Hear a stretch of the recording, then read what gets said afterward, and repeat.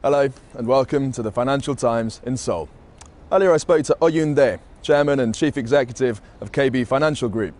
It includes Kookmin Bank, South Korea's largest with more than 26 million customers, as well as asset management and life insurance divisions. We spoke about the challenges faced by Korean banks as they eye expansion abroad, the risks presented by South Korea's soaring household debt levels, and the growth outlook for Asia's fourth biggest economy. Your bank and several other Korean banks have been expanding in certain other Asian countries. Should we expect to see this accelerating in the years to come? There is a pro and con for making affiliate and branches overseas. One of the important reasons is that if you look at the growth of total asset of banking sector, Korea has become more or less mature industry, so that they cannot grow more than real growth, GDP, 4 to 5%. So that they just look for somewhere where they can grow further, like Asian country, Indonesia, Malaysia, and even China. That's very important for strategy. But the drawback for going abroad is that I don't think we have comparative advantage compared to even local and the international, multinational banks, because the borrowing cost of Korean banks is higher than Citi or HSBC. We are paying around 150 basis points more than those multinational banks. Then when we do business in foreign country, we cannot at the best position in making competition with those one. For much of the last 10 years or so, Korea was trying to promote itself very much as an international Asian financial hub. That seems to have slowed since the 2008 financial crisis. Do you think that potential is still there? As you know, Korean GDP is 20,000 level, so we try to move into from manufacturing to service sector, including hospital management, tourism, and banking. In that regard, Korean government try to make banking sector competitive internationally. And if you look at also in terms of bond, Korea is second after that of Japan. So that a lot of foreign bankers have interest in doing bond business, so that we have strong potential because of domestic size of economy and also bond issuance in Asia. South Korea has one of the world's highest levels of household debt relative to household income.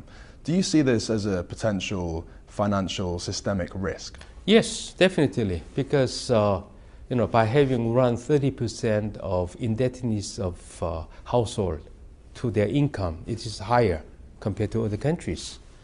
Yes, it is quite dangerous, even for banking sector. One of the benefit or good guidance of Korean regulator has been that, as you know, loan-to-income ratio has been strongly controlled by government, so that we cannot loan more than 60% of their income or value of mortgage.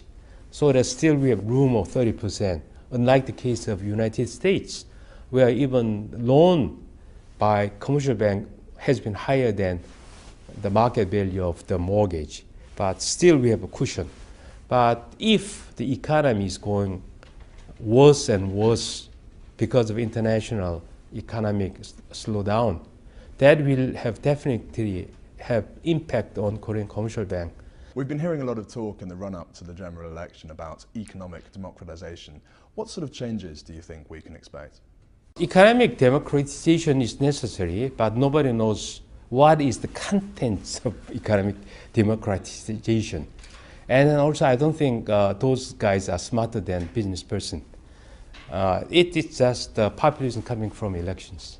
And then when that is over, by doing good things by those big corporations, and the pressure coming from both politicians and government will be reduced toward them. But important thing is that also big corporations should change themselves.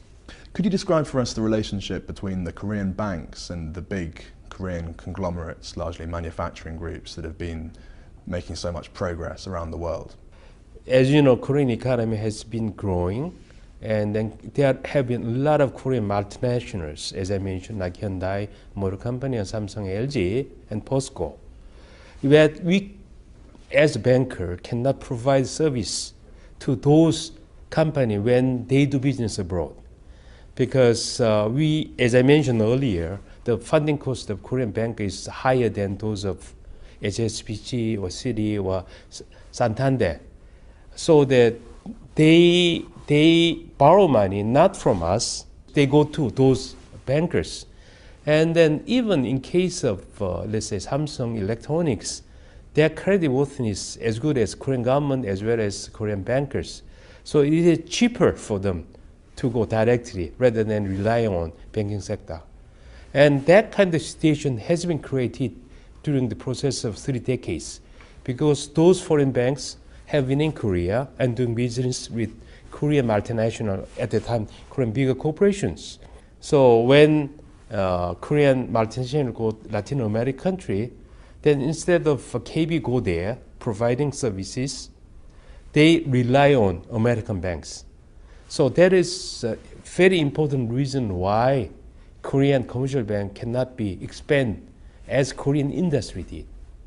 Mr. Roon, thank you very much for joining us today.